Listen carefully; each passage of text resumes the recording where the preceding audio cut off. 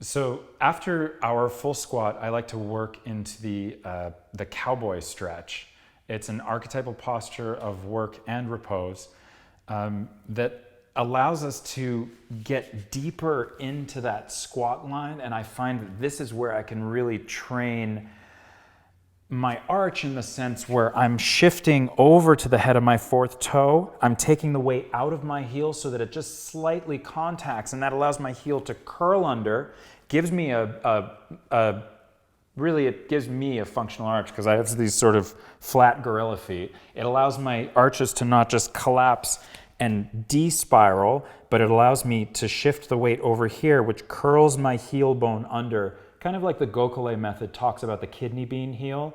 That kidney bean heel is the byproduct, or at least I believe it to be, the byproduct of the weight shift over the base of the heads of the metatarsals. So over that ball of the foot to the fourth toe head, curling my heel under, which gives me a medial arch, okay, the arch on the inside of my foot.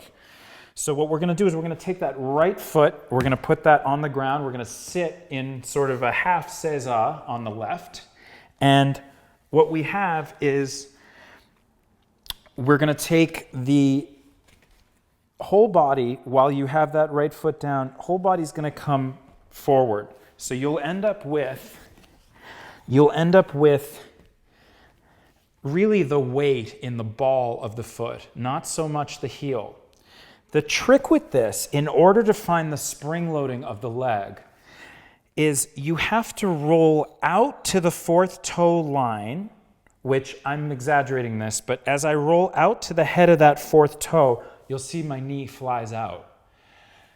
What I have to do is pull my knee back in over my foot while I maintain the weight over here on the outside of my foot. So knee pulls in, I like to use my hand a little bit to resist it, while the foot rolls to the outside to that fourth toe line. And then what I do is I soften my sternum and I rock forward and backwards. Yeah? So just to see what that looks like from the side, I roll my foot out, I pull my knee in to resist my hand, and then I rock like I'm on a rocking chair. I pull this knee, you're going to pull that left knee forward a little bit too, and I try to get deeper and deeper into this ball of the right foot, and I rock on that rocker. And that's going to give you a deep, deep, deep Achilles, maybe soleus stretch, but I really feel it deeply in the Achilles.